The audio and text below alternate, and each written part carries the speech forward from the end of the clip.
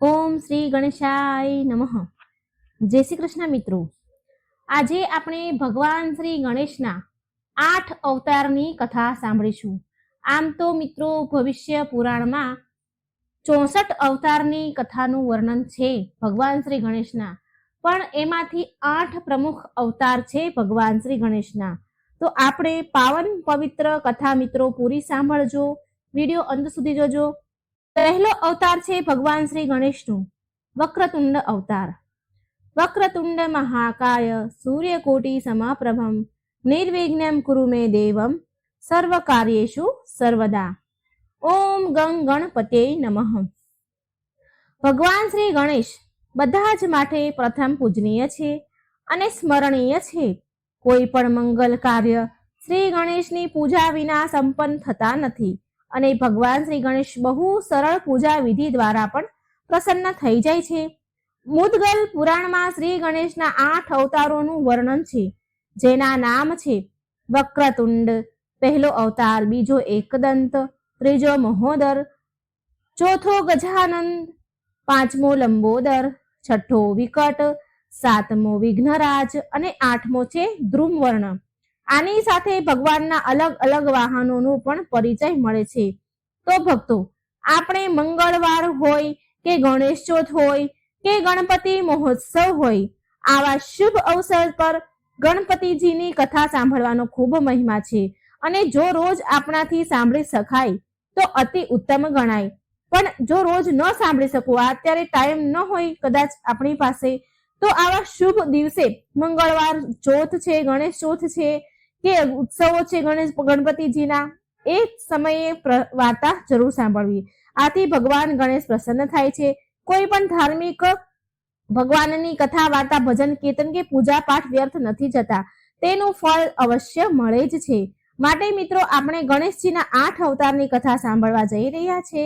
તો વિડીયો પૂરો અંત સુધી સાંભળજો, અધૂરો છોડીને ભગવાન ગણેશનો અનાદર ન કરતા. વિડીયો સારો લાગે તો લાઈક, શેર અને ચેનલને સબસ્ક્રાઇબ પણ જરૂર કરજો. મિત્રો, આપણે ગણેશજીના પ્રત્યેક રૂપનો મહિમા સાંભળીશું. કથા પ્રસન્ન ચિત્ત મનથી શ્રદ્ધાથી સાંભળજો. તો આપણે આજે ભગવાનનો પહેલો અવતાર વક્રતુંડ અવતારની કથા સાંભળીશું. બોલો ગણપતિ મહારાજની જય. ગણપતિ બાપ્પા મોર્યા. એક વાર દેવરાજ ઇન્દ્ર, અત્યારે આપણે મિત્રો વક્રતુંડ અવતારની કથા સાંભળી રહ્યા છે. પહેલો અવતાર. એક વાર દેવરાજ ઇન્દ્ર શક્તિ અને સત્તાના મદમાં ચૂર થઈ ગયા. ત્યારે એમના પ્રમાદથી શક્તિશાળી દૈત્ય મત્સ્યાસુરનો જન્મ થયો. ત્યારે એમણે જન્મ બાદ પછી તેણે દૈત્યના ગુરુ શુક્રાચાર્ય પાસે પંચાક્ષર મંત્ર ઓમ નમઃ શિવાયની દીક્ષા લીધી. મત્સ્યાસુરે દીક્ષા બાદ મત્સ્યાસુરે નિરંતર ભૂખ્યા તરસ્યા રહીને હજારો વર્ષ સુધી તપસ્યા કરી. દૈત્ય મત્સ્યાસુરની તપસ્યાથી ભગવાન ભોળાનાથ બહુ પ્રસન્ન થયા અને મત્સ્યાસુરને તેની તપસ્યાની જગ્યા પર પ્રગટ થઈને માતા પાર્વતી અને બધા ગણો સાથે દર્શન દીધા. મત્સ્યાસુરમાં પાર્વતી અને શિવજીની એણે પ્રેમપૂર્વક સ્તુતિ કરી અને તેમને પ્રસન્ન કર્યા. સ્તુતિ અને તપથી પ્રસન્ન થઈને શિવજીએ મત્સ્યાસુરને વિજય થવાનો અને કોઈ પણથી ભયભીત ન થવાનો આશીર્વાદ આપ્યો. આશીર્વાદ પ્રાપ્ત થયાના ફળ સ્વરૂપે મત્સ્યાસુરે પૂરી સૃષ્ટિ પર વિજયની ધજા લહેરાવી. પહેલા તેણે સૃષ્ટિ પરના બધા શક્તિશાળી રાજાઓને હરાવી દીધા. પછી પૃથ્વી પર એનો અધિકાર સ્થાપિત કરી દીધો. ત્યાર પછી પાતાળ અને ઇન્દ્રની નગરી અને પછી દેવલોક પણ ત્યાં પણ એને તેનું આધિપત્ય સ્થાપિત કરી દીધું. ત્યાં પણ એનો અધિકાર જમાવી દીધો. ધીરે ધીરે મત્સ્યાસુર અહંકારમાં ચૂર થઈ ગયો. અહંકારના મદમાં એટલો ડૂબી ગયો કે પોતાને ભગવાન સમજવા લાગ્યો. ત્યાર પછી તેણે ભગવાન શંકરની નગરી કૈલાસ પર પણ આક્રમણ કર્યું. કેમ કે ભગવાન શિવ તો પોતાના સ્વયંના વચનથી બંધાયેલા હતા, માટે તેમણે કૈલાસનો ત્યાગ કરી દીધો અને વનોમાં ચાલ્યા ગયા. હવે પૂરી સૃષ્ટિ ભયમાં ડૂબી ગઈ. ચારે બાજુ દૈત્યની વિનાશ લીલા થવા લાગી. સૃષ્ટિમાં ત્રાહિમામ મચવા લાગ્યું. દેવતા પણ દયનીય અવસ્થામાં હતા અને વિચાર વિમર્શ કરી રહ્યા હતા. ત્યારે ભગવાન દત્તાત્રેય ત્યાં પ્રગટ થયા અને તેમણે દેવતાઓને ભગવાન વક્રતુંડની પૂજા કરવાનો માર્ગ બતાવ્યો. આ ઉપાય જાણ્યા બાદ બધા દેવગણ ભગવાન વક્રતુંડની પૂજા કરવા લાગ્યા. દેવતાઓની પૂજા આરાધનાથી પ્રસન્ન થઈને ભગવાન વક્રતુંડ પ્રગટ થયા.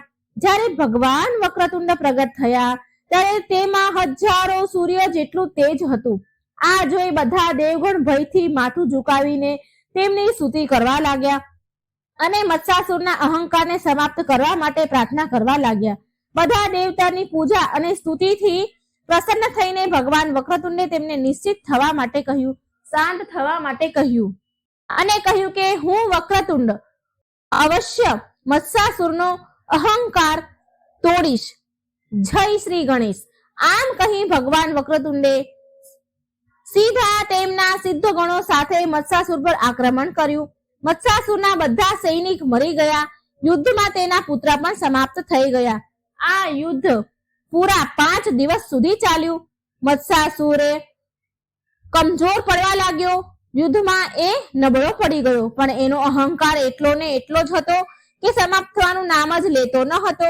કેમ કે તેને ભગવાન શિવનો આશીર્વાદ મળેલો હતો કે કોઈનાથી એને ભય નહીં લાગે. પણ અંતમાં જ્યારે મત્સાસુરની સેના સમાપ્ત થઈ ગઈ તો દૈત્ય ગુરુ શુક્રાચાર્યએ તેને વક્રતુંડના વાસ્તવિક સ્વરૂપનું જ્ઞાન આપ્યું.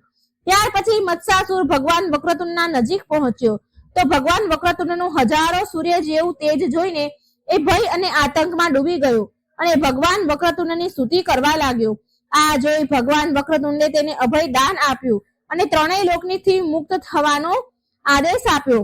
મત્સાસુરે ભગવાન વક્રતુંડને માન રાખ્યું અને ત્રણેય લોકને ત્યાગી અને વક્રતુંડની ભક્તિમાં લીન થઈ ગયો. ત્યારથી ભગવાન વક્રતુંડનું પૂજન બધા કરવા લાગ્યા. આ લીલા બાદ આ મંત્ર પ્રચલિત થયો અને બધા કાર્યને શરૂ કરતા પહેલા આ મંત્રને બોલવામાં આવે છે. વક્રતુંડ મહાકાય સૂર્યકોટિ સમપ્રભમ નિર્વિઘ્નમ કુરુ મે દેવમ સર્વ કાર્યેષુ સર્વદા.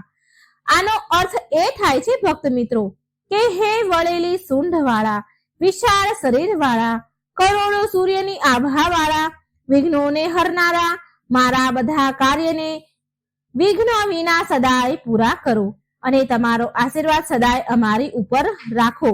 એટલા માટે ભક્તગણો કોઈ પણ શુભ કાર્ય કરતા પહેલા આ મંત્ર જરૂર બોલજો.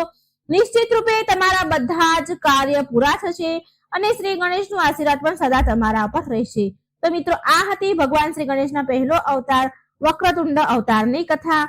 જય શ્રી ગણેશ. હવે આપણે સાંભળીશું ભગવાન શ્રી ગણેશનો બીજો અવતાર એકદંત અવતારની કથા.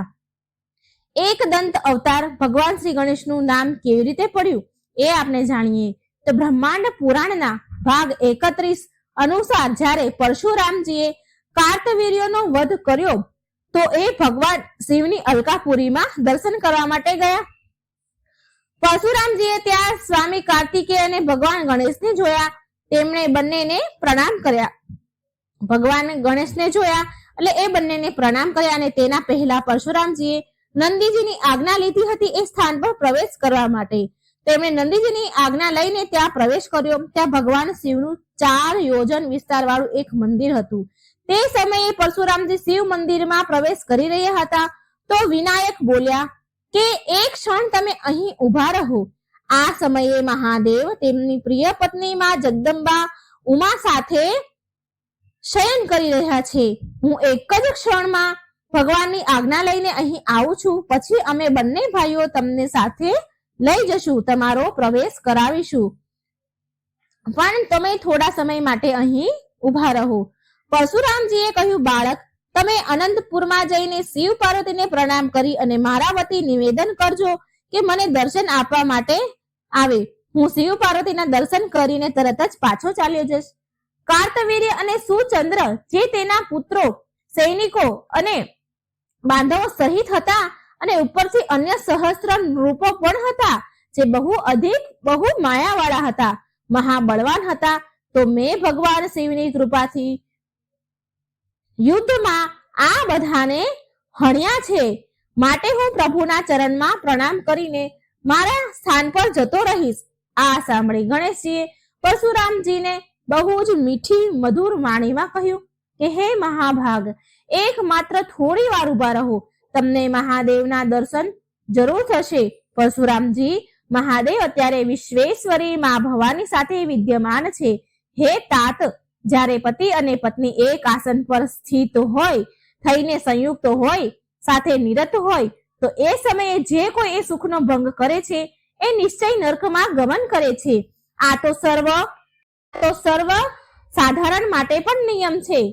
આ સાંભળી પરશુરામજી બોલ્યા કે આજે મેં તમારા મુખેથી નીકળેલા અપૂર્વ વચન સાંભળ્યા છે, તો તમે તમારા મુખેથી ભૂલથી નીકળી ગયા છે આ વચનો, કે તમે પછી જાણી જોઈને બોલ્યા છો? આ બધું તો વિકારોથી યુક્ત કામીઓના શાસ્ત્રનું નિદર્શન છે, અથવા કામ વાસનાથી વાસિત અંતકરણ વાળા જ આ વિષય પર ચર્ચા કરે છે. અને તમે તો વિકારોથી રહિત છો અને હજી બાળક પણ છો. તમે પછી તો તમને આવું વચન બોલતા કઈ દોષ નથી લાગતો? હે બાળક, હું તો અનંતપુરમાં જઈશ. તમે તો બાળક છો, તમારે આનાથી શું? માતા પાર્વતી અને પરમેશ્વર સંપૂર્ણ જગતના માતા પિતા છે. આટલું કહીને પરશુરામજી મંદિરની અંદર જવા માટે ઉતાવળા થયા. એ જ સમયે વિનાયક ઉભા થયા અને પરશુરામજીને રોકવા લાગ્યા. પહેલા તો બંને વચ્ચે બોલાચાલી થઈ અને પછી બંને વચ્ચે હાથાપાઈ એટલે કે યુદ્ધ થવા લાગ્યું. એટલામાં કાર્તિકેયજી એમને જોઈ ગયા. સ્વામી કાર્તિકેયજીએ બંનેને અલગ પાડ્યા. હવે સ્વામી કાર્તિકેયજીએ બંનેને છૂટા પાડ્યા, પરશુરામજીને અને ગણેશજીને. તો પરશુરામજીને ભગવાન ગણેશ અને કાર્તિકેયજી ઉપર બહુ જ ક્રોધ આવ્યો અને તેમનું પરશુર લઈને પ્રહાર કરવા માટે તૈયાર થઈ ગયા. ગજાનંદે જ્યારે જોયું કે પરશુરામજી ક્રોધમાં આવીને એમના પર પોતાના ઉપર પરશુ અસ્ત્રનો ઉપયોગ કરવા જઈ રહ્યા છે, તો ગણેશજીએ બહુ વેગથી તેમના હાથથી પરશુરામજીને ઉપર ઉઠાવીને ભૂલોક, સ્વર્ગલોક અને એનાથી પણ ઉપર મેહરલોક, જનલોક, તપલોક, સત્યલોક અને બીજા વૈકુંઠ લોકમાં લઈ ગયા. એ ભગવાન શંભુના પુત્ર ગજાનંદે ભૃગુવરને એની ઉપર ગૌલોકને દેખાડીને નીચેના સાતેય અનત, વિતલ, સુતલ, તલાતલ, રસાતલ, મહાત અને પાતાળ લોકને પણ દેખાડી દીધા. પછી નીચેના લોકથી ઉપર ઉઠાવીને ત્યાં તેને લઈને મૂક્યા જ્યાં તે પહેલા સ્થાન પર ઉભા હતા. વશિષ્ઠ બોલ્યા, હે ભૂતપતે, આ રીતે ગણેશજીએ પરશુરામજીને સારી રીતે ભ્રમણ કરાવી દીધું, બધા લોક બતાવી દીધા. ત્યારે તેમને બહુ બધા લોકના દર્શન કરીને પ્રસન્નતા મળી પરશુરામજીને, અને પોતાના બળ અને પરાક્રમને તુચ્છ સમજીને બહુ શોક પણ તેમને થયો હતો. આમ હર્ષ અને શોક બંને સમાઈને તેમણે તેમના પરભવનું ચિંતન કર્યું. એટલે કે જે આગળ ઘટના બની હતી, ગણપતિજી અને એમની વચ્ચે જે યુદ્ધ થયું હતું, એ એમને સ્મરણ થયું, એમને યાદ આવ્યું. એટલે પરશુરામજીએ તેમના પરશુને ગણેશજી પર ફેંક્યું. જ્યારે ગણેશજીએ જોયું કે આ પરશુ મહાદેવે તેમના પિતા મહાદેવે શ્રી રામને આપ્યું હતું અને એ પરશુના પ્રહારને અમોઘ એટલે કે સફળ થાય એવી ઈચ્છાથી ગણેશજીએ પરશુને તેમના જમણા દાંત પર ગ્રહણ કરી લીધું. ગણપતિજીનો જમણો દાંત તૂટીને જમીન પર પડ્યો. લોહીથી લથપથ એ દાંત ભૂમિ પર એક પર્વત સમાન પડ્યો હતો. એ દાંતનું પડવું એટલું ભીષણ હતું, એટલું ભયંકર હતું કે સંપૂર્ણ સાગરો અને દ્વીપો સહિત ધરાતલ ધ્રુજી ઉઠી, વિધ્વંસ થઈ ગયું અને ચારેય બાજુ હાહાકાર મચી ગયો, ઉત્પાત મચી ગયો, કોલાહલ મચી ગયો. અને આ દાંતના પડવાનો અવાજ સાંભળીને માં પાર્વતી અને ભગવાન શિવ તે સ્થાન પર આવ્યા જે આ ઘટના બની રહી છે. ગણેશજીને જોયા તો એમનો એક દાંત તૂટીને નીચે પડ્યો હતો. માત્ર એક જ દાંત હતો. પાર્વતીજીએ કાર્તિકેયજીને પૂછ્યું કે આ ઘટના પાછળ શું કારણ હતું, આ કેવી રીતે બન્યું? તો સ્વામી કાર્તિકેયે બધો જ વૃત્તાંતમાં પાર્વતીને કહી સંભળાવ્યો. એ સમયે ત્યાં પરશુરામજી પણ આ વાતને સાંભળી રહ્યા હતા. જગત જનની પાર્વતીજીએ પૂરી વાત સાંભળી અને ક્રોધે ભરાયા. તેમના પ્રાણપ્રિય ભગવાન શંકરને કહ્યું. ક્રોધમાં આવીને માં કહે છે કે હે સ્વામી, આ પરશુરામ તો તમારા શિષ્ય છે ને, તો એ તો પુત્ર સમાન થયા ને તમારા માટે.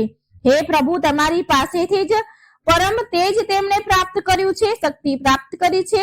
પરશુરામજીએ મહાન કાર્તવીર્ય અર્જુન નૃપને યુદ્ધમાં જીતી લીધા છે અને તમારા દ્વારા જ પ્રદત્ત બળથી એમની વિજય થઈ છે. તેમણે તેમના કાર્યને સિદ્ધ કરીને તમારી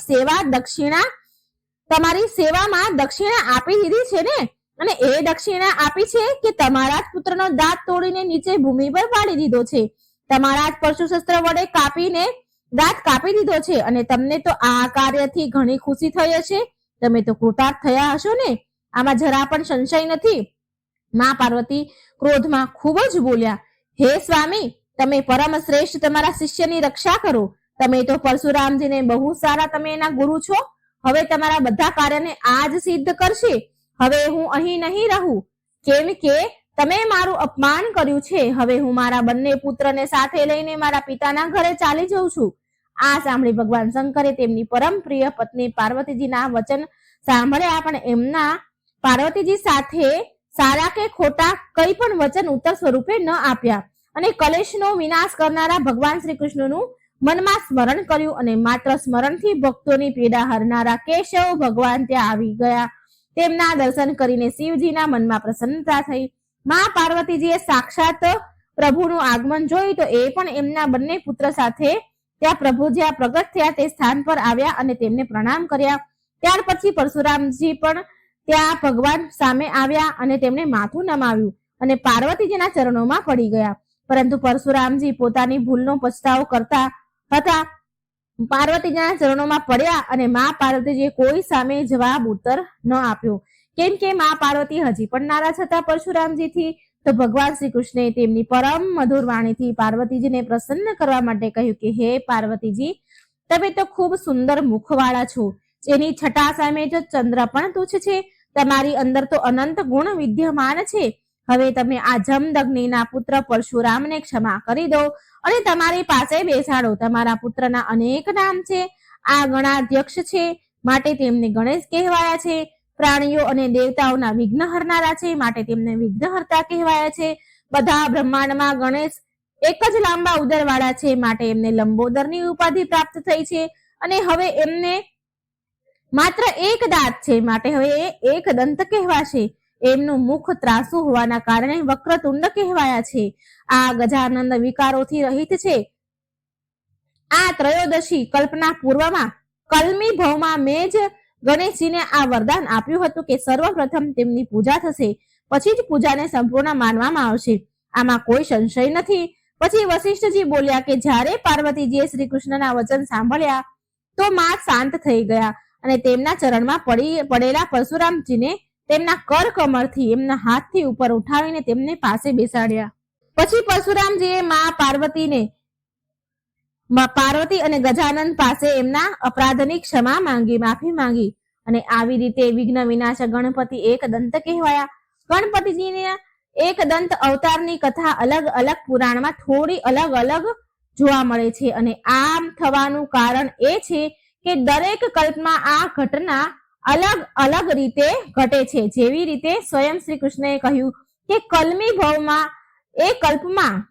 ભવ કલ્પના આ ઘટના થોડી બીજી રીતે ઘટી હતી, પરંતુ તેનું પરિણામ એક જ નીકળ્યું હતું. આપણા ગણપતિ વક્રતુંડ એકદંત કહેવાયા. મારી પ્રાર્થના છે કે ગણપતિજીનો આ વિડીયો સાંભળનાર, કહેનાર, હોકારો ભરનાર બધાની ઈચ્છા ભગવાન પૂરી કરજો, બધાના વિઘ્ન હરજો અને તમારા દરેક કામ સફળ થાય. મિત્રો, આ હતી ભગવાન શ્રી ગણેશનો બીજો અવતાર એકદંત અવતારની કથા. બોલો ગણપતિ દાદાની જય. હવે આપણે સાંભળીશું ભગવાન શ્રી ગણેશનો ત્રીજો અવતાર મહોદર અવતારની કથા. ગણપતિજીનો ત્રીજો અવતાર મહોદર અવતાર છે. જ્ઞાન બ્રહ્માનું પ્રતીક માનવામાં આવે છે આ અવતારને, જેનું વાહન વૃષક છે. શ્રી ગણેશજીએ મહોદર અવતાર મોહાસુર નામના રાક્ષસનો વધ કરવા માટે લીધો હતો. પાર્વતીજીની લીલા અને મોહાસુરની ઉત્પત્તિ કેવી રીતે થઈ? કામદેવના આશ્રય અને મા પાર્વતીજીની લીલાથી ભીલડીને જોઈને ભગવાન શિવ તેના પર મોહી જાય છે. આ પ્રકારે ભગવાન શિવના મોહથી ઉત્પન્ન થયેલ મહાન પુરુષ જ મોહાસુર હતો. એ દૈત્ય ગુરુ શુક્રાચાર્યનો શિષ્ય હતો અને મોહાસુર નામનો જે રાક્ષસ હતો એ ભગવાન શિવનો જ પુત્ર હતો અને એ મોટો પરાક્રમી દાનવ હતો. એ દૈત્ય ગુરુ શુક્રાચાર્યનો શિષ્ય હતો. એકવાર તેણે શુક્રાચાર્યની સામે સર્વસ્વ વિજય મેળવવાની વાત વ્યક્ત કરી ત્યારે શુક્રાચાર્યએ તેના સૂર્યદેવની ઉપાસના કરવાની તેમને સલાહ આપી. દૈત્ય મોહાસુરે પૂરા ભક્તિભાવથી ભગવાન સૂર્યની આરાધના કરી. મોહાસુરના તપથી પ્રસન્ન થઈને સૂર્યદેવ મોહાસુરને દર્શન આપ્યા. ત્યારે પછી સૂર્યદેવ અને એની મનોકામના કહેવા કહ્યું, વર માંગવા કહ્યું. તો તો મોહાસુરે તે સર્વસ્વ વિજય થાય તેવું વરદાન માંગ્યું. ત્યારે સૂર્યદેવે તેને તથાસ્તુ કહ્યું અને ત્યાંથી અંતર્ધ્યાન થઈ ગયા અને મોહાસુર પાછો તેના સ્થાન પર ચાલ્યો ગયો. ત્યાર પછી શુક્રાચાર્યએ મોહાસુરને દૈત્યના રાજા ઘોષિત કર્યા અને તેના અભિષેક કર્યો અને તેને પરાક્રમથી ત્રણેય લોક પર કબજો જમાવી લીધો. મોહાસુરે તેના પરાક્રમના ડરથી બધા દેવતા અને ઋષિ મુનિઓ પહાડો અને જંગલોમાં સંતાઈને તેમના પ્રાણોની રક્ષા કરવા લાગ્યા. કોઈ પણ મોહાસુરને પરાજિત કરી શકતું ન હતું, જેનાથી ચારેય બાજુ હાહાકાર મચી ગયો. બધા દેવતાઓ અને ઋષિઓને એ જ ચિંતા થતી હતી કે મોહાસુરના આપેલા કષ્ટથી કઈ પ્રકારે છુટકારો મળે. ત્યારે સ્વયં સૂર્યદેવ પ્રગટ થયા અને તેમણે દેવતાઓને કહ્યું કે તમે બધા મૂષક વાહન વાળા મહોદરની આરાધના કરો, માત્ર એ જ તમને આ સંકટથી છુટકારો અપાવી શકશે. સૂર્યદેવની વાત માનીને બધા દેવતાઓએ ભગવાન મહોદરને પ્રસન્ન કરવા ઘોર તપસ્યા શરૂ કરી દીધી. દેવતાની ઘોર તપસ્યાથી પ્રસન્ન થઈને ભગવાન મહોદર પ્રગટ થયા અને ઋષિ તથા દેવગણોની બધી વાત સાંભળ્યા બાદ તેમને અભય દાન વરદાન આપતા કહ્યું કે હે ઋષિ મુનિઓ, હું સંસાર અને જગતના કલ્યાણ માટે મોહાસુરનો સંહાર જરૂર કરીશ, તમે ચિંતા ન કરશો. આ બાજુ નારદ મુનિએ મોહાસુરને બતાવી દીધું કે ભગવાન મહોદર તમારો વધ કરવાનું નક્કી કરી લીધું છે. નારદજીની વાત સાંભળીને તેના ગયા બાદ મોહાસુરે રાજપુરોહિત શુક્રાચાર્યને પૂછ્યું કે ભગવાન મહોદર કોણ છે. ત્યારે શુક્રાચાર્યએ દૈત્યરાજ મોહાસુરને ભગવાન મહોદર વિશે કહેતા કહ્યું કે ભગવાન મહોદર જ આ સમસ્ત જગતના કર્તા છે. સમસ્ત દેવી દેવતા અને દૈત્યોનો પણ એમને જ ઉત્પન્ન કર્યા છે. એ પ્રભુ કાળના પણ મહાકાળ છે. તું એની શરણમાં ચાલ્યો જા. મોહાસુર, દૈત્યરાજ એ પણ અપનાવી લેશે, તને અપનાવી જરૂર લેશે, તને માફ કરી દેશે, ક્ષમા કરી દેશે. તું એના ચરણમાં ચાલ્યો જા. ત્યારે ભગવાન વિષ્ણુ ત્યાં મહોદર ભગવાનના દૂતના રૂપમાં જાય છે. દૈત્યરાજ મોહાસુર ભગવાન વિષ્ણુનું અતિથિ સત્કાર કરે છે તથા તેમનું ત્યાં પધારવાનું કારણ પૂછ્યું તો ભગવાન વિષ્ણુ કહે છે કે દૈત્યરાજ, હું ભગવાન મહોદરનો દૂત બનીને અહીં આવ્યો છું. તું જલ્દી તેના ચરણમાં ચાલ્યો જા અને તેની ક્ષમા માંગી લે, નહીં તો રણભૂમિમાં તારો વધ નિશ્ચિત છે. આ બધું સાંભળીને દૈત્યરાજ મોહાસુર ભગવાન વિષ્ણુને કહે છે કે હે દેવદૂત, તમે કૃપા કરીને ભગવાન મહોદર પાસે જાઓ અને તેમને કહી દો કે હું એમના શરણમાં જવા માંગુ છું અને એ મારા નગરમાં પ્રવેશ કરીને મને ધન્ય કરે. આ બધું સાંભળી ભગવાન વિષ્ણુ ખુશ થયા અને સાધુ સાધુ કરી દૈત્યરાજને પ્રસન્નતા કરવા લાગ્યા. ભગવાન વિષ્ણુનો સંદેશ મેળવીને ભગવાન મહોદર દૈત્યરાજ મોહાસુરના નગરમાં પધાર્યા, જ્યાં દૈત્યરાજ તેની ભક્તિ પૂર્વક પૂજા અને સ્તુતિ કરે છે. સાથે ભગવાન મહોદરને તેમની બધી આજ્ઞાનું પાલન કરવાનું પણ મોહાસુરે કહ્યું. ભગવાન મહોદરની આજ્ઞાથી મોહાસુર સંપૂર્ણ જગતમાં સુખ શાંતિની સ્થાપના કરે છે. ત્યારબાદ ભગવાન મહોદર દૈત્યરાજ મોહાસુરને બધા ઈચ્છિત વર પૂરા થવાનો આશીર્વાદ આપીને ત્યાંથી અંતર્ધ્યાન થઈ જાય છે. તો મિત્રો, આ હતી ભગવાન મહોદરની કથા અને આના સંબંધિત એક બીજી પણ ભગવાન મહોદરની કથા છે. આ અવતારમાં ભગવાન ગણેશજીએ દુર્બુદ્ધિ તથા જ્ઞાનારીનો વિનાશ પણ કર્યો હતો. જ્ઞાનારી નામના 2 દૈત્યોનો વધ કર્યો હતો. એકવાર દુર્બુદ્ધિ નામનો એક દૈત્ય બહુ પ્રબળ થઈ ગયો અને દુર્બુદ્ધિના અત્યાચારથી પીડિત દેવતાઓએ ભગવાન ગજમુખને નિર્વિઘ્ન દેવને નિવેદન કર્યું કે એ તેમની રક્ષા કરે. ત્યાર પછી ભગવાને દૈત્યરાજ દુર્બુદ્ધિનો વધ કર્યો. દુર્બુદ્ધિના પુત્ર જ્ઞાનારીએ તેના પિતાના મૃત્યુનો ગજમુખથી બદલો લેવાનું નક્કી કર્યું. દૈત્ય ગુરુ શુક્રાચાર્યએ જ્ઞાનારીને ઓમ નમઃ શિવાય મંત્રનું જ્ઞાન આપ્યું. શુક્રાચાર્યના આપેલા પંચાક્ષર મંત્રના સાથે જ્ઞાનારી અનુષ્ઠાન પૂર્વક તપસ્યા કરવા લાગ્યો. તેના કઠોર તપથી પ્રસન્ન થઈને ભગવાન શંકરે જ્ઞાનારીને સર્વત્ર વિજય અને નિર્ભયતાનું વરદાન આપ્યું. આ વરદાનના બળ પર જ્ઞાનારીએ વિશાળ અસુર સેના ભેગી કરી એકત્રિત કરીને બધા લોકો પર વિજય પ્રાપ્ત કરી લીધી અને બધી જગ્યાએ તેનું રાજ સ્થાપિત કર્યું. દેવતાઓએ ભગવાન વિષ્ણુ પાસે જઈને જ્ઞાનારીના અત્યાચારોથી પીડિત થયેલ ધરતીની રક્ષા માટે પ્રાર્થના કરી, જેના પર ભગવાન વિષ્ણુએ દેવતાઓને પૂર્ણ આનંદ મહોદરની ઉપાસના કરવાનો ઉપદેશ આપ્યો. દેવતાઓએ શ્રી હરિના ઉપદેશથી મહોદરની આરાધના આરંભ કરી, જેનાથી ખુશ થઈને મહોદર સ્વયં વિષ્ણુ પ્રિયા લક્ષ્મીજીના પુત્ર રૂપમાં પ્રગટ થયા. લક્ષ્મીજીએ આ બાળકનું નામ પૂર્ણાનંદ રાખ્યું. આ બાજુ દૈત્ય જ્ઞાનારીના ઘરમાં પૂર્ણાનંદના ભક્ત સુબોધ તેના પુત્ર રૂપમાં જન્મ લીધો. સુબોધ નિરંતર તેના પિતાની સામે જ પૂર્ણાનંદ મહોદરનું સ્મરણ અને ગુણગાન કરતા હતા. તેના પિતા જ્ઞાનારીને આ વાત સહન થતી ન હતી. એક દિવસ જ્ઞાનારીએ અત્યંત ક્રોધિત થઈને સુબોધને કહ્યું કે અરે દુષ્ટ, બતાવ તારો આ પૂર્ણાનંદ મહોદર ક્યાં છે? એટલે સુબોધે કહ્યું કે મારા પ્રભુ સર્વવ્યાપી છે, અહીં સુધી કે મારામાં અને તમારામાં પણ મહોદર સ્વયં વિદ્યમાન છે. દીકરાના મુખથી આ સાંભળીને જ્ઞાનારીને ગુસ્સો આવ્યો અને કહ્યું, જો તારો મહોદર સર્વત્ર છે તો દેખાતો કેમ નથી? જો એ સામે આવે ને તો હું આ સમયે જ મારી નાખીશ તેને. ત્યારે એ ભયંકર ધ્વનિ સાથે વૃષક વાહન મહોદર પ્રગટ થયા અને જ્ઞાનારીનો એ જ સમયે વધ કરી દીધો. તેને મરતા જ તેના મૃત્યુ થતા જ સંસારમાં સુખ અને શાંતિ સ્થપાઈ ગઈ. શ્રી ગણેશના મહોદર અવતારની કથા આપણે સાંભળી અને આ કથામાંથી આપણને એ શીખ મળે છે કે મનુષ્યએ સંકટમાં ધર્મ અને શાંતિ રાખીને, ધીરજ રાખીને એના પર વિજય મેળવી શકે છે. તો મિત્રો, આ હતી ભગવાન શ્રી ગણેશનો ત્રીજો અવતાર મહોદર અવતારની કથા. હવે આપણે સાંભળીશું ભગવાન શ્રી ગણેશનો ચોથો અવતાર ગજાનન અવતારની કથા. બોલો ભગવાન શ્રી ગણેશની જય. શ્રી ગણેશ ભગવાનનો ચોથો અવતાર ગજાનન અવતારની કથા. મિત્રો, ભગવાન ગણેશના 8 અવતારમાંથી આપણે હવે સાંભળીએ ચોથો અવતાર ગજાનન અવતાર. ગજાનન મહારાજની જય. ભગવાન ગણેશનો ગજાનન અવતાર સાંખ્ય યોગીઓને સિદ્ધિ પ્રદાન કરનારો છે, કેમ કે ગજાનન અવતાર ખુદ સાંખ્ય બ્રહ્માના ધારક છે. ભગવાન શ્રી ગણેશજીએ આ અવતારમાં લોભાસુરનો વધ કર્યો હતો. પુરાણો અનુસાર ગજાનન અવતારનું વાહન પણ વૃષક જ છે. ગજાનન અવતારની કથા આ પ્રમાણે છે. જ્યારે એકવાર ભગવાન કુબેર કૈલાસ પર શિવજીના દર્શન કરવા માટે અચાનક પહોંચી ગયા, ત્યારે જગત જનની શિવા પણ ત્યાં ઉપસ્થિત હતા. તેના આ રૂપને જોઈને કુબેરજી તેમને લોભની દ્રષ્ટિથી નિહાળવા લાગ્યા. આ જોઈ ભગવાન શિવને બહુ ગુસ્સો આવ્યો અને તેમણે કુબેરજી તરફ ક્રોધભરી નજરે જોયું. તેનાથી ડરીને કુબેરજીએ તેની નજરમાં પાર્વતીથી હટાવી લીધી. કુબેર ભગવાન શિવની ક્રોધભરી અગ્નિભરી દ્રષ્ટિના કારણે ઉત્પન્ન થયેલ ડરથી લોહાસુરની ઉત્પત્તિ થઈ. જ્યારે અસુર કુબેરજીને પૂછ્યું કે એ ક્યાં રહેશે, તો કુબેરજીએ તેને શુક્રાચાર્ય પાસે જવાનું કહ્યું.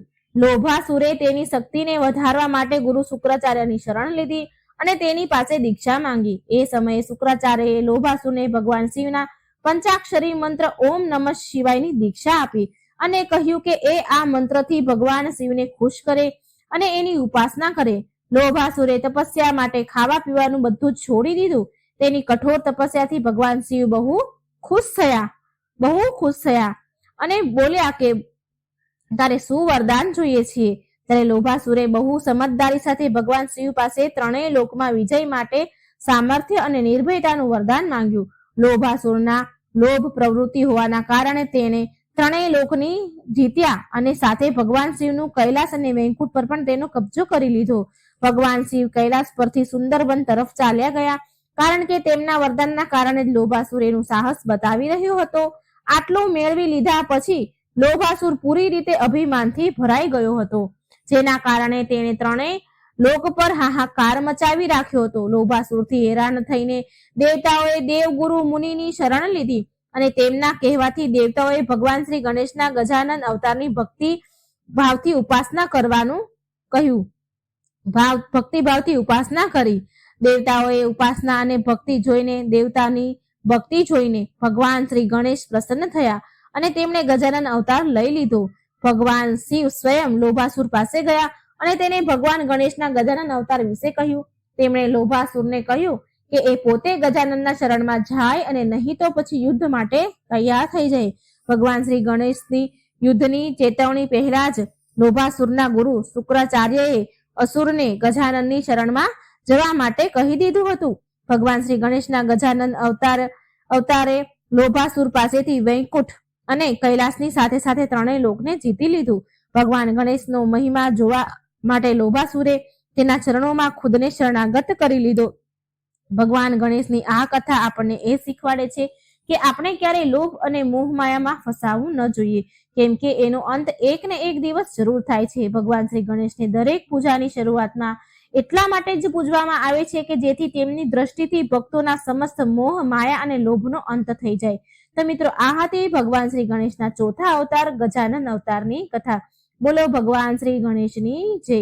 મિત્રો હવે આપણે સાંભળીશું ભગવાન શ્રી ગણેશનો પાંચમો અવતાર લંબોદર અવતારની કથા. ભક્તો, લંબોદરનો અર્થ થાય છે લાંબુ ઉદર એટલે કે મોટું પેટ. ભગવાન ગણેશનું મોટું પેટ એ દર્શાવે છે કે આપણે આપણા ક્રોધને પેટમાં દબાવીને રાખવો, કેમ કે ક્રોધ આપણે સંપૂર્ણ આપણો વિનાશ કરવા વાળો હોય છે.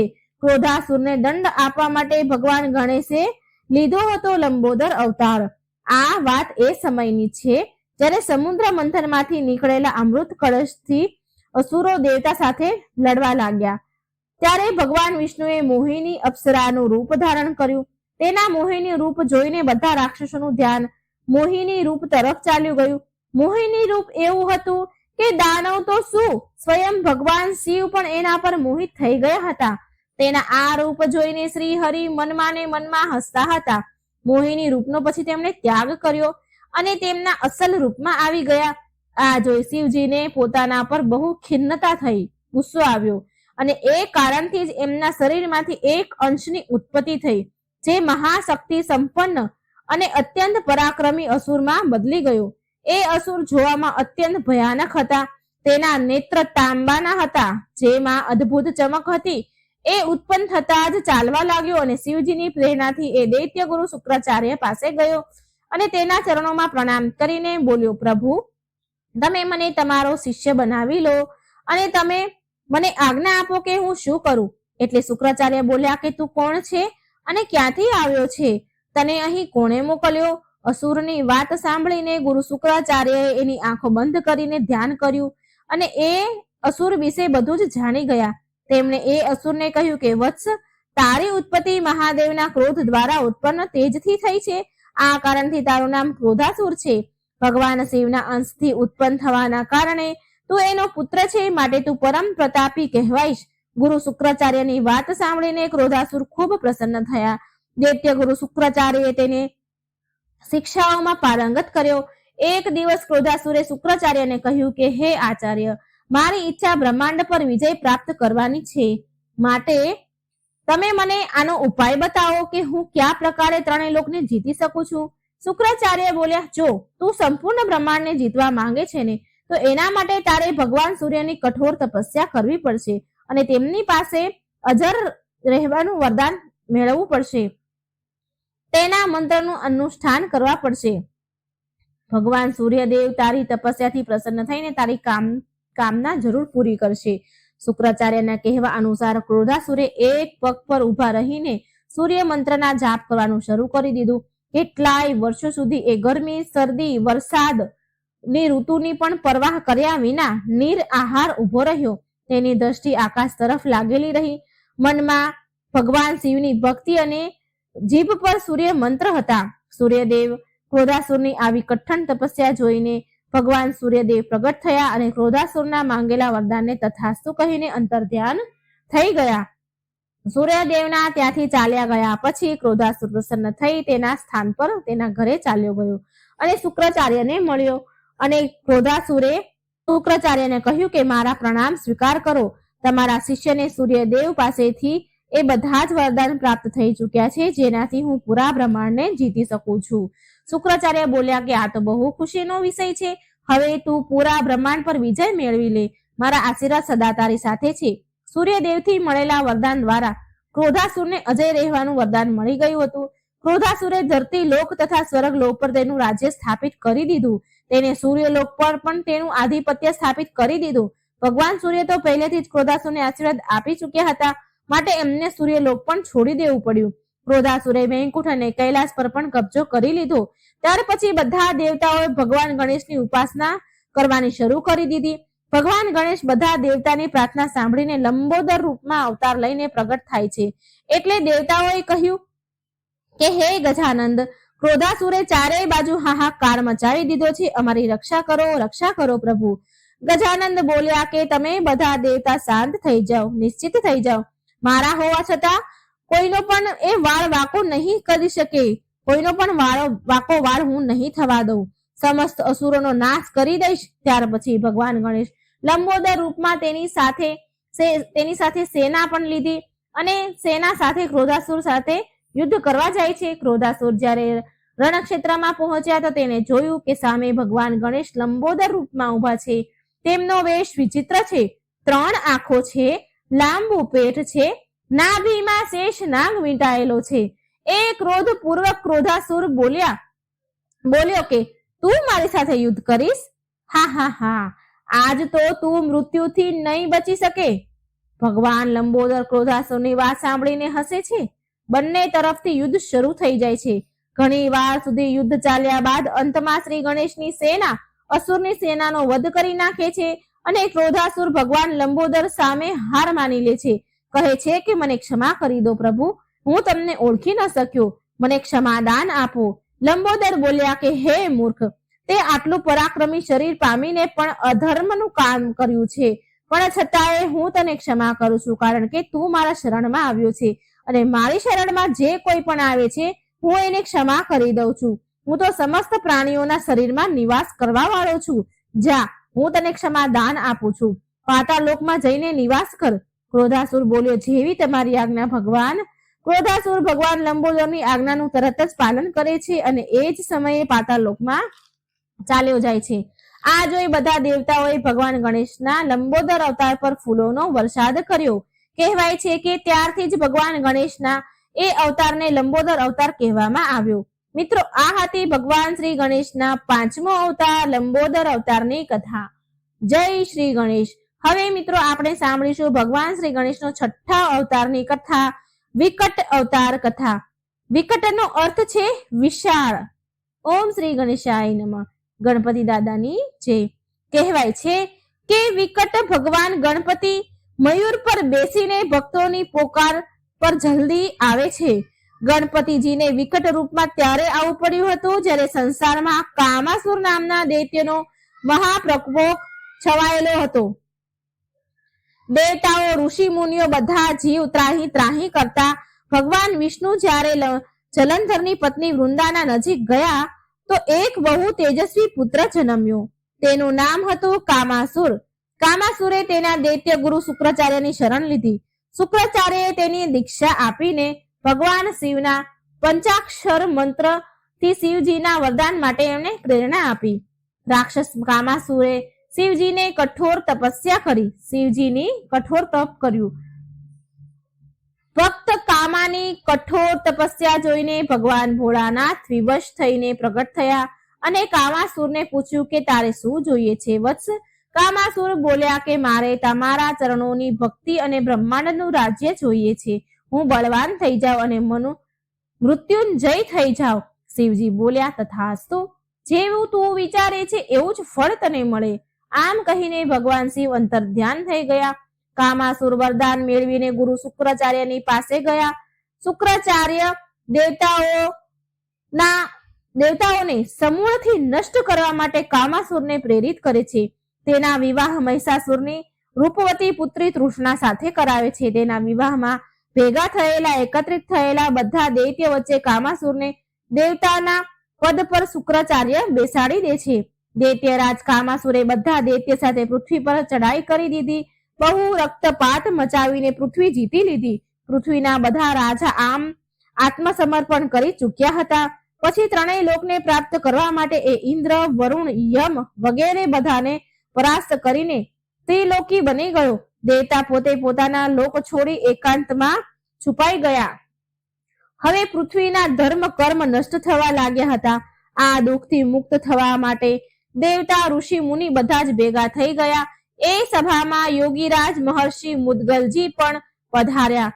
તેમણે આ વિકટ સ્થિતિમાં ભગવાન ગણપતિજીના વિકટ સ્વરૂપમાં આહ્વાન માટે સુઝાવ આપ્યો. બધા દેવતા, ઋષિ, મુનિ, મનુષ્યએ મળીને ગણપતિ વિકટનું ધ્યાન કર્યું અને ભગવાન વિકટ એમના મયુર વાહન પર બેસીને પ્રગટ થઈ ગયા. પછી ભગવાન વિકટે એમના સંકટ હરવા માટે તેમને સાંત્વના આપી. ભગવાન ગણપતિએ આકાશવાણી કરી કે હે કામાસુર, તારો વધ કરવા માટે હું વિકટ આવી રહ્યો છું. આ આકાશવાણી એટલી કઠોર ભયંકર હતી કે આખું બ્રહ્માંડ ધ્રુજવા લાગ્યું, ધરતી હલવા લાગી. કામાસુર તેના રાક્ષસો સાથે મેદાનમાં આવી ગયો. જોત જોતામાં કામાસુરની સામે એક વિશાળ મોર પક્ષી આવી ઉભો રહ્યો, જેના પર ભગવાન વિકટ બિરાજમાન હતા, ગરજી રહ્યા હતા. વિકટની ગર્જના સાંભળીને બધા રાક્ષસ શસ્ત્ર છોડીને ભાગવા લાગ્યા. અમુક બેભાન થઈ ગયા. મયુર પર બિરાજમાન ભગવાન વિકટે ગરજીને કહ્યું કે હે કામાસુર, તે ભગવાન શિવના વરદાનનો દુરુપયોગ કર્યો છે. તે પૃથ્વીવાસીઓ અને ત્રણેય લોકના દેવતાઓનું જીવન મુશ્કેલ કરી દીધું છે, જીવવું મુશ્કેલ કરી દીધું છે. માટે તારી શક્તિઓ પાછી લેવામાં આવે છે. આમ સાંભળીને કામાસુર બેભાન થઈ ગયો અને નીચે પડ્યો. તેના બધા સહાયક દેવતાના પ્રકોપથી શિકાર બન્યા અને અમુક ગુફામાં સંતાઈ ગયા. જ્યારે કામાસુર જાગ્યો તો તેણે જોયું કે તેની સામે ભગવાન વિકટ તેની છાતી ઉપર ઉભા છે. પછી એ વિકટ ભગવાનની શરણાગતિ પામવા માટે ક્ષમા માંગવા લાગ્યો. શ્રી વિકટ ગણેશજીએ ક્ષમા દાન આપીને પાતાળ લોકમાં મોકલી દીધો. દેવગણ બધા પ્રસન્ન થઈ ગયા. તો બોલો જય હો વિકટ ભગવાનની. મિત્રો, આ હતી ભગવાન શ્રી ગણેશના છઠ્ઠા અવતાર વિકટ અવતારની કથા. જય શ્રી ગણેશ. હવે આપણે સાંભળીશું ભગવાન શ્રી ગણેશનો સાતમો અવતાર વિઘ્નરાજ અવતારની કથા. બોલો ભગવાન શ્રી ગણેશની જય. સાતમો અવતાર વિઘ્નરાજ અવતાર ભગવાન ગણેશે કયા કારણથી લીધો હતો? ચાલો સાંભળીએ. 8 અવતારમાં આ સાતમો અવતાર પણ ગણેશજીનો અતિ મનમોહક અને સુંદર છે. ભગવાન શ્રી ગણેશનો વિઘ્નરાજ અવતાર ભગવાન શ્રી વિષ્ણુ અને બ્રહ્માના વાચક છે. શેષ નાગની સવારી કરવા વાળા છે અને મમતાસુરનો સંહાર કરનાર છે. તો શરૂ કરીએ આજની આ કથા. જય શ્રી ગણેશ. ગણેશ પુરાણ અનુસાર એકવાર માતા પાર્વતી એમની સખીઓ સાથે ઉપવનમાં બેસીને વાતો કરી રહ્યા હતા. વાત કરતા કરતા માં પાર્વતી કોઈ વાત પર જોરથી હસવા લાગ્યા. તેમનું આ હાસ્ય એટલું તીવ્ર હતું કે એમના હાસ્યથી એક પુરુષની ઉત્પત્તિ થઈ. એ પુરુષ પર્વત આકાર નો હતો, પરંતુ દેખાવમાં અત્યંત મનોરમ હતો, જોવામાં સુંદર હતો. માતા પાર્વતી એને જોઈને અચંબિત થઈ ગયા. એ વિચારવા લાગ્યા કે આ કોણ છે, ક્યાંથી આવ્યો છે. પછી માએ એ પુરુષને પૂછ્યું કે તારું પ્રયોજન શું છે? આ સવાલ પર એ પુરુષે હાથ જોડી માતા પાર્વતીજીને કહ્યું કે હે માતા, હું તમારા હાસ્યથી ઉત્પન્ન થયો છું અને તમારો જ પુત્ર છું. તમે જે આજ્ઞા આપશો હું એનું પાલન કરીશ. ત્યારે દેવી પાર્વતીએ પર્વત આકાર પુરુષને કહ્યું કે હું મારા પ્રાણ પ્રિય ભગવાન શિવથી રીસાઈને આ ઉપવનમાં બેઠી હતી. મને એ વાતની હસી આવી ગઈ જેનાથી તું પ્રગટ થયો. માન પરાયણ થવાના કારણે મા પાર્વતીએ તેનું નામ મમ એટલે મમતા રાખ્યું. તેમણે મમતા સુરને ભગવાન ગણેશનો ષડાક્ષર મંત્ર આપ્યો. એ મંત્ર આ હતો: વક્રતુંડાય હુમ નો ઉપદેશ આપ્યો અને જંગલમાં જઈને ભગવાન શ્રી ગણેશની આરાધના કરવા માટે મા પાર્વતીની આજ્ઞાનું પાલન કરતા મમતાસુરે તેમને નતમસ્તક પ્રણામ કર્યા અને વન તરફ નીકળી પડ્યા. ત્યાં એણે કેટલાય દિવસોથી વનમાં તપ કર્યું અને થોડા દિવસ બાદ તેની મુલાકાત સમરાસુર જોડે થઈ, જે એક શક્તિશાળી દૈત્ય હતો. સમરાસુરે તેને કેટલીય અસુર વિદ્યાઓ શીખવાડી. એણે મમતાસુરને ગણનાયક ઉપાસના કરવા માટે કહ્યું. મમતાસુર કેટલાય હજારો વર્ષ સુધી ત્યાં જ બિરાજમાન થઈ ભોજન અને જળનો ત્યાગ કરીને કઠોર તપસ્યા કરવા લાગ્યા. ભગવાન શ્રી ગણેશે આ તપથી ખુશ થઈને તેને દર્શન આપ્યા. ગણેશજીએ મમતાસુરની કઠોર તપસ્યાથી પ્રસન્ન થઈને કહ્યું કે હે મમ, આ કઠોર તપસ્યાનું કારણ બતાવો, મનોવાંછિત વરદાન બતાવો. મમતાસુરે આ સાંભળતા જ ભગવાન શ્રી ગણેશથી બ્રહ્માંડનું રાજ્ય અને અમૃતવની માંગ કરી. ભગવાન ગણેશ આ સાંભળીને અચંબિત થઈ ગયા, પરંતુ એમણે કહ્યું કે હે અસુર, તારી આ મનોકામના દુસાધ્ય છે, પરંતુ છતાં પણ તારી બધી કામના જરૂર પૂરી થશે. ત્યાર પછી મમતાસુર સંભરાસુરના ઘરે ગયો. સંભરાસુર વરદાન વિશે સાંભળીને ઘણો ખુશ થઈ ગયો અને તેનો સંબંધ મમતાસુર સાથે સારો કરવા માટે, ગાઢ બનાવવા માટે તેની સુંદર કન્યા મોહિની સાથે મમતાસુરના વિવાહ કરાવી દીધા. વિવાહના થોડા સમય બાદ મમતાસુર સમરાસુરના કહેવાથી દૈત્ય ગુરુ શુક્રાચાર્ય પાસે પહોંચ્યા અને તેમને પોતાના વરદાન વિશે બધું કહ્યું. શુક્રાચાર્ય આ સાંભળીને અતિ પ્રસન્ન થયા અને તેમને મમતાસુરને દૈત્યરાજ ઘોષિત કરી દીધા. એ તેના બંને પુત્ર ધર્મ અને અધર્મ અને પૂરા પરિવાર સાથે ખુશી ખુશી જીવન જીવવા લાગ્યા. પરંતુ સમ્રાસુરને શાંતિ ક્યાં પ્રિય હતી. તેણે મમતાસુરને બ્રહ્માંડ વિજય કરવા માટે ઉપસાવ્યા. મમતાસુર શુક્રાચાર્યનો આશીર્વાદ લઈને પૂરા બ્રહ્માંડ પર વિજય પતાકો લહેરાવા નીકળી પડ્યા. શુક્રાચાર્યએ એને અતિ મહત્વપૂર્ણ સલાહ આપી અને કહ્યું કે હે દાનવ રાજ, તમે ભલે બધા દેવી દેવતાથી યુદ્ધ કરો, પરંતુ એક ક્યારેય ન ભૂલતા કે તમને આ બધો વૈભવ ભગવાન વિઘ્નરાજના આશીર્વાદથી મળ્યો છે. આ કારણથી ક્યારેય એમના વિરુદ્ધ ન જતા. મમતાસુર ત્યાર પછી ધરતી અને પાતાળને તેની સેનાથી શક્તિથી જીતી લીધા. પરંતુ જ્યારે સ્વર્ગલોક તરફ વધ્યા તો દેવતાઓ સાથે તેનું ભીષણ યુદ્ધ થયું. ત્યાં ભગવાન ઇન્દ્ર સાથે ભીષણ સંગ્રામ કર્યો અને અસુરે ઇન્દ્રની સાથે સાથે ભગવાન શિવ અને ભગવાન વિષ્ણુને પણ હરાવી દીધા. જ્યારે બધા દેવતાઓ પાસે કોઈ રસ્તો ન રહ્યો તો બધા શ્રી ગણેશના ચરણોમાં આવ્યા. ભાદરવા માસની શુક્લ પક્ષની ચતુર્થીએ મધ્ય કાળમાં વિઘ્નરાજે તેમના દર્શન દીધા અને તેમની પ્રાર્થના સાંભળી અને મમતાસુરને પરાજિત કરવાનું આશ્વાસન આપ્યું અને ત્યાંથી અંતર્ધ્યાન થઈ ગયા. મુનિવર નારદે મમતાસુરને વિઘ્નરાજના આવવાનો સંદેશ આપ્યો, પરંતુ એ હાર માનવા તૈયાર ન હતા. માટે ભગવાન વિઘ્નરાજ ત્યાં પ્રગટ થયા અને યુદ્ધનું એલાન કર્યું. યુદ્ધમાં મમતાસુર જે કોઈ પણ અસ્ત્ર ઉઠાવતો હતો તો એ સ્વયં ધરતી પર પડી જતા હતા. ભગવાને તેનું દિવ્ય કમળ પૂરી સેના વચ્ચે છોડી દીધું. કમળની સુગંધથી મમતાસુર સહિત પૂરી અસુર સેના બેભાન થઈ ગઈ. જ્યારે મમતાસુરને ભાન આવ્યું તો તેણે ભગવાન શ્રી વિઘ્નરાજને તેમની સામે જોઈને તેમની માફી માંગી અને ધર્મની સ્થાપના એકવાર ફરી કરવાની યાચના કરી. આવી રીતે ભગવાન વિઘ્નરાજે મમતાસુરને ધર્મનો રસ્તો બતાવ્યો. વિઘ્નરાજે મમતાસુરને કહ્યું કે જ્યાં તેમનું સ્મરણ ન હોય ત્યાં તેનું રાજ્ય સ્થાપિત કરે, ગણેશ ભક્તો અને તેમના સેવકોનું સન્માન કરે. ભગવાન ગણેશના વિઘ્નરાજ અવતારની કથા આપણને એ શીખવાડે છે કે આપણે જ્ઞાન અને ધર્મનો માર્ગ ક્યારેય ન છોડવો જોઈએ. આપણે ભલે ગમે તેટલા વૈભવશાળી અને શક્તિશાળીથી પરિપૂર્ણ કેમ ન થઈ જઈએ, પરંતુ આપણે આપણા યશ પર ક્યારેય અહંકાર ન કરવો જોઈએ. જ્યારે સુખ, શાંતિ અને સરળતા ભર્યું જીવન જીવતા હંમેશા ધર્મના માર્ગ પર ચાલતું રહેવું જોઈએ. તો આ પ્રમાણે આપણા શ્રી ગણેશજીનો 7મો અવતાર વિઘ્નરાજ અવતારની કથા અહીં સમાપ્ત થાય છે. જય શ્રી ગણેશ. હવે આપણે સાંભળીશું ભગવાન ગણેશનો 8મો છેલ્લો અવતાર ધ્રુમવર્ણ અવતારની કથા. વિઘ્નહર્તા દેવ શ્રી ગણેશ ભગવાનની જય.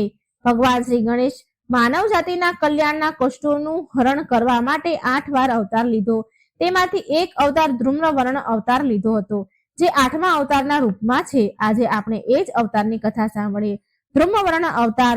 આ અવતારની ઉત્પત્તિ અહંતાસુર નામના દૈત્યથી દેવતાઓને અને પૂરા બ્રહ્માંડને મુક્ત કરવા માટે કરવામાં આવ્યો હતો. ધ્રુમવર્ણ અવતાર કેવી રીતે લીધો, આના વિશે જાણીએ તો પૌરાણિક કથા અનુસાર એકવાર બ્રહ્માજીએ સૂર્યદેવને કર્મ અધ્યક્ષનું પદ સોંપી દીધું. આ કારણે તેમનામાં સૂર્યદેવમાં બહુ અહમ અને ઘમંડનો ભાવ આવી ગયો. આ ભાવના કારણે સૂર્યદેવને અચાનક છીંક આવી. આ છીંકથી એક દૈત્ય પુરુષ પ્રગટ થયો. આ દૈત્ય બહુ વિશાળ અને બળશાળી હતો. એ દૈત્ય હતો એટલે એ દૈત્ય ગુરુ શુક્રાચાર્યના શિષ્ય બન્યો. તેનું નામ અહંતાસુર પડ્યું. આ દૈત્ય પૂરા બ્રહ્માંડ પર તેનો કબજો કરવા માંગતો હતો. અહંતાસુરે આ વાત તેના ગુરુ શુક્રાચાર્યને કહી. તેમણે અહંતાસુરને શ્રી ગણેશજીના મંત્રની દીક્ષા આપી. દીક્ષા લઈને તે વનમાં ચાલ્યો ગયો અને પૂરા ભક્તિભાવ સાથે ગણેશજીની કઠોર તપસ્યા કરવા લાગ્યો. અહંતાસુરે હજારો વર્ષ સુધી શ્રી ગણેશજીની તપસ્યા કરી. તેની નિષ્ઠા જોઈને ભગવાન શ્રી ગણેશે તેને દર્શન આપ્યા. બાપાએ તેને વર માંગવા કહ્યું. ત્યારે અહંતાસુર ભગવાનથી બ્રહ્માંડના રાજ્યની સાથે અમરતા અને અજયતા થવાનું વરદાન માંગ્યું. શ્રી ગણેશજીએ તેમને માંગેલું વરદાન દીધું. અહંતાસુરને આ વરદાન મળવાથી શુક્રાચાર્ય બહુ ખુશ થઈ ગયા. ત્યાર પછી અહંતાસુરને દૈત્યના રાજા બનાવી દીધા અને પછી તેના વિવાહ કરાવી દીધા અને તેનાથી તેને 2 પુત્ર થયા. અહંતાસુર તેના સસરા સાથે ગુરુ સાથે વિજયશ્રી યોજના બનાવી, વિશ્વ વિજયની યોજના બનાવી. પોતાની ઈચ્છા પૂરી કરવા માટે તેણે કામ શરૂ કરી દીધું અને તેને ખુદ યુદ્ધ શરૂ કર્યું, જેનાથી બધી જગ્યાએ હાહાકાર મચી ગયો. પૃથ્વી પર અહંતાસુરે તેનું આધિપત્ય જમાવી દીધું. પછી તેણે સ્વર્ગ પર આક્રમણ કર્યું. દેવતાઓ પણ તેની સામે ટકી ન શક્યા. સ્વર્ગ પર પણ એણે કબજો કરી લીધો. પછી પાતાળલોક, પછી નાગલોક પર પણ તેને અધિકાર જમાવી લીધો. બધા દેવતા ભગવાન શિવ પાસે આવ્યા અને દુઃખનો ઉપાય જાણવા કહે છે. એ બધા ભગવાન શિવ પાસે ગયા. શિવજીએ દેવતાઓને ગણેશજીની ઉપાસના કરવાનો ઉપાય બતાવ્યો. દેવતાઓએ શ્રી ગણેશજીની આરાધના કરવાનું શરૂ કરી દીધું અને ગણપતિજીએ તેમને ધૂમ્રવર્ણના રૂપમાં દર્શન આપ્યા. શ્રી ગણેશજીએ દેવતાઓને આશ્વાસન આપ્યું કે તે અહંતાસુરના અત્યાચારથી મુક્તિ જરૂર અપાવશે. દેવર્ષિ નારદને ધૂમ્રવર્ણના દૂત બનાવીને અહંતાસુર પાસે દેવતાઓએ મોકલ્યા. તેમણે કહ્યું કે જો તેણે અત્યાચાર ન રોક્યો અને ગણેશજીની શરણમાં ન આવ્યો તો એનો અંત નિશ્ચિત છે. પણ અહંતાસુર તેના ઘમંડ ના કારણે માન્યો નહીં. જ્યારે આ ખબર શ્રી ધૂમ્રવર્ણને મળી તો તેમણે તેનો પાસ અસુર સેના પર છોડી દીધો. આના પ્રભાવથી અસુર કાળનો ગ્રાસ બનવા લાગ્યા. આ જોઈ અહંતાસુર ડરી ગયો અને તેણે શુક્રાચાર્ય પાસેથી આનો ઉપાય પૂછ્યો તો દૈત્ય ગુરુએ પણ તેને ધૂમ્રવર્ણના શરણમાં જવા માટે કહ્યું. આ સાંભળી અહંતાસુર શ્રી ધૂમ્રવર્ણના શરણમાં ચાલ્યો ગયો અને તેની માફી માંગવા લાગ્યો. ત્યારબાદ શ્રી ગણેશજીએ તેને પ્રાણ દાન આપી દીધા અને સાથે તેને બધા ખરાબ કામ છોડવા માટે કહ્યું. આ પ્રકારથી આ ગણેશજીનો 8મો અવતારની કથા મિત્રો અહીં સંપન્ન થાય છે. કહેવાય છે કે શ્રી ગણેશ કળિયુગના અંતમાં એકવાર ફરી અવતાર લેશે. આ અવતારમાં તેમનું નામ ધ્રુમવર્ણ કે શુભ કર્ણ હશે. એ દેવદત્ત નામના નીલા રંગના ઘોડા પર 4 ભુજાઓથી યુક્ત થઈને સવાર હશે અને તેમના હાથમાં ખડક હશે. એ તેમની સેના દ્વારા પાપીઓનો નાશ કરશે અને સતયુગનો ફરી આરંભ કરશે. આ દરમિયાન કલ્કી અવતાર જે ભગવાન વિષ્ણુનો કળિયુગમાં અવતાર થવાનો છે જે બતાવવામાં આવ્યો છે તો કલ્કી અવતારનો સાથ આપશે. સતયુગની ફરી સ્થાપના થશે. આવું આપણને ગણેશ પુરાણ અનુસાર જાણવા મળે છે. આ વર્ણન ગણેશ પુરાણમાં છે. તો મિત્રો આ હતી ભગવાન શ્રી ગણેશના 8 અવતારની કથા અને ધ્રુમ્રવર્ણ અવતારની છેલ્લી કથા. તો મિત્રો ખૂબ સરસ ભગવાન શ્રી ગણેશના અવતારની કથા મિત્રો મેં તમારી સમક્ષ રજૂ કરી છે. વિડીયો સારો લાગે તો લાઈક શેર કરવાનું ભૂલશો નહીં. આટલી મહેનતથી વિડીયો બનાવ્યો છે તો સબસ્ક્રાઇબ કરી દેજો અને શેર પણ જરૂર કરજો. અને તમને આ કથા કેવી લાગી એ મને એકવાર કોમેન્ટ બોક્સમાં જરૂર જણાવજો મિત્રો. જય શ્રી ગણેશ. જય શ્રી કૃષ્ણ. રાધે રાધે. Thank you.